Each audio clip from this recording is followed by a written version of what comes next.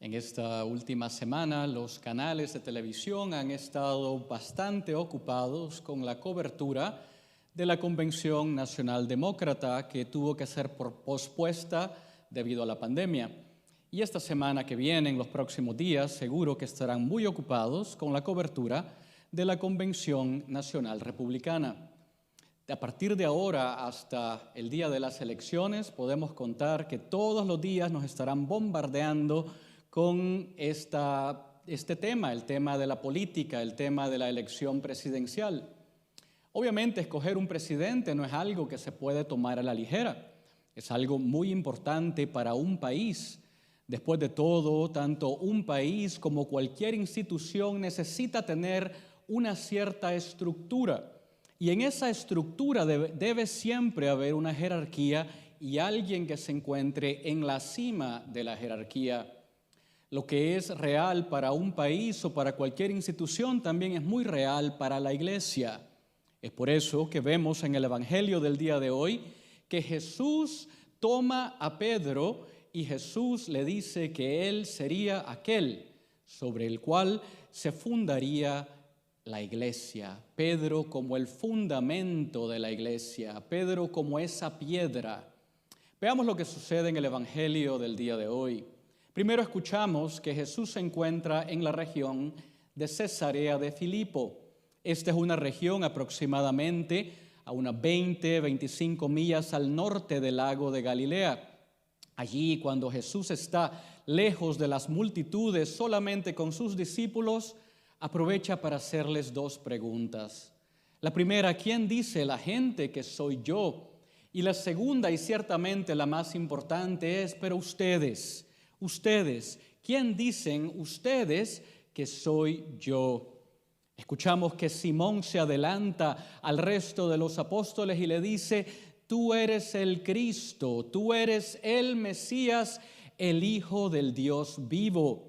Y Jesús, al escuchar esta respuesta de parte de Simón, entiende que el Padre ha escogido a Simón para una misión particular y vemos que Jesús le cambia el nombre. Le dice, tú eres roca, tú eres Pedro, en griego, Petra. De ahí sacamos el nombre de Pedro.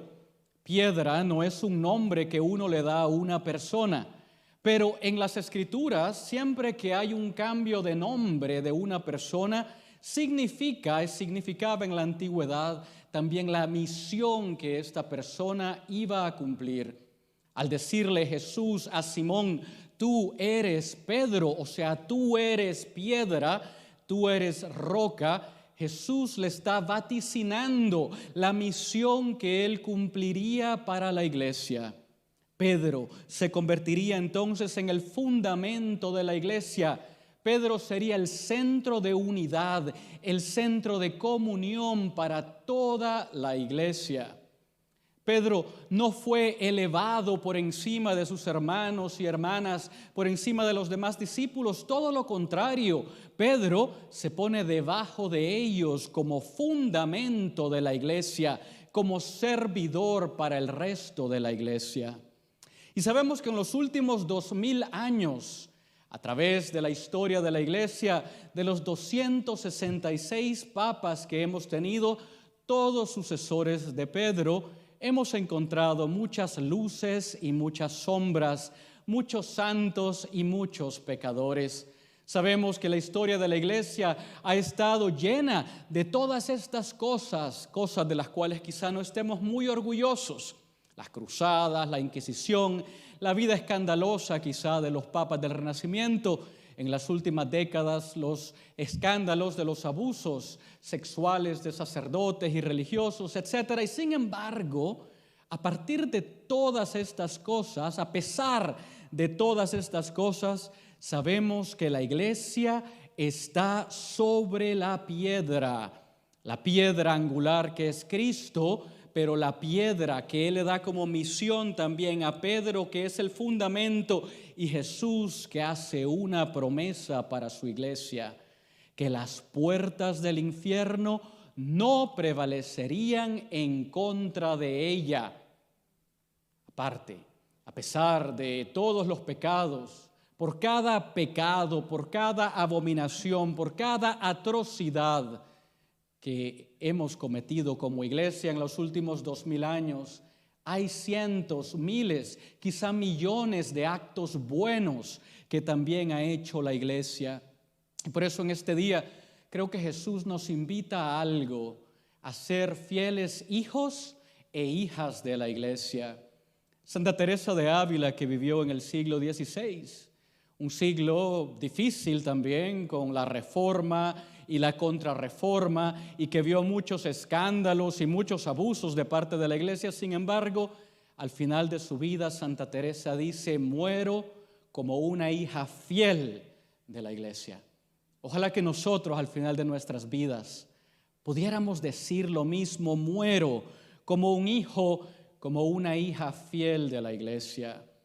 En este domingo, en donde escuchamos sobre la primacía de Pedro, sería bueno recordar ese refrán en latín famoso, antiguo, que dice: ubi Petrus, ibi ecclesia, ibi Deus, que se traduce como: allí donde está Pedro, allí está la iglesia, allí está Dios.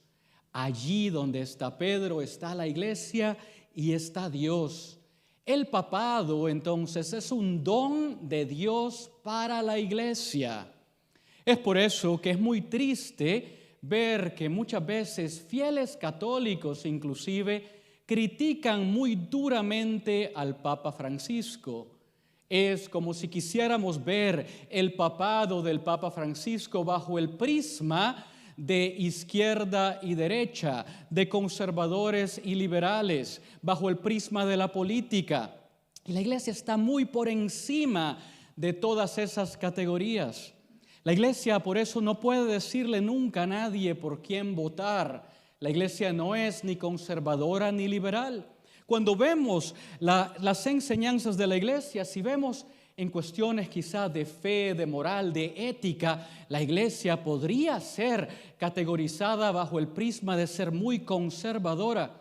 Pero cuando vemos la doctrina social de la iglesia y la estudiamos a profundidad, podría parecer que la iglesia es muy liberal. Pero en realidad la iglesia, como dije antes, está muy por encima de esas categorías de izquierda o derecha, conservadora o liberal. La iglesia tiene una misión. La misión de la iglesia es proclamar las enseñanzas de Cristo. Cristo que está muy por encima de cualquier categoría política. Tratar entonces de encajar un papa o un papado en una de estas categorías sería, por lo tanto, un error muy grande. En estos últimos meses ha habido un cardenal, el cardenal Angelo Scola, que ha dado unas entrevistas que me han animado mucho.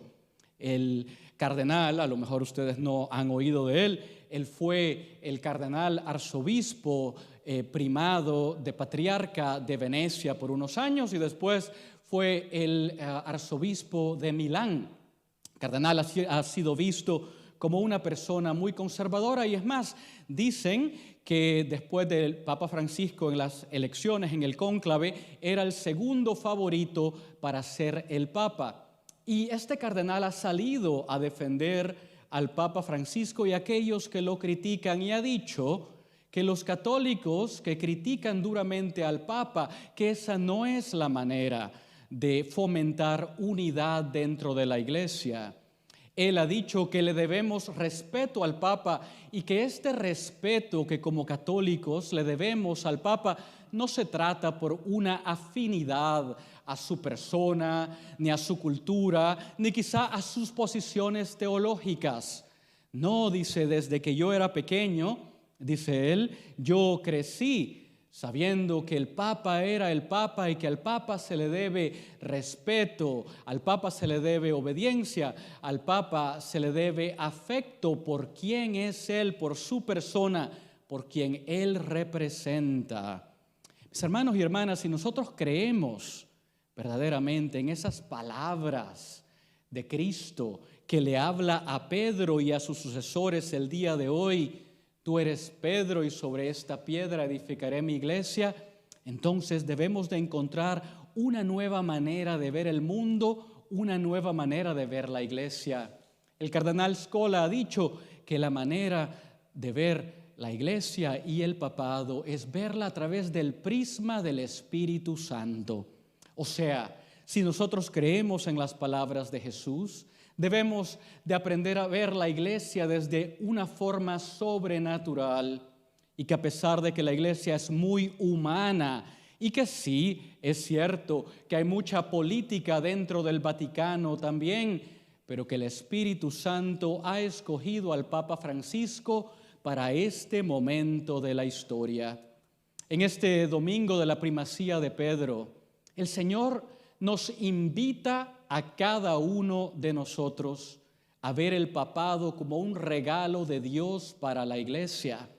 Somos católicos, no somos protestantes, y eso es un gran don de Dios, el ser católicos, el tener un papa como el fundamento de la iglesia, el centro de la unidad, el centro de la comunión de la iglesia.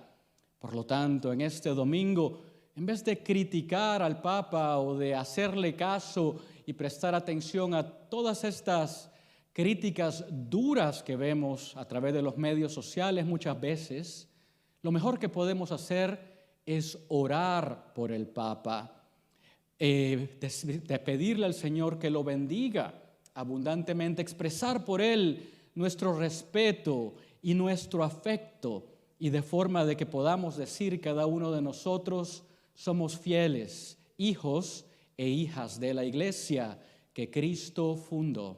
Que así sea.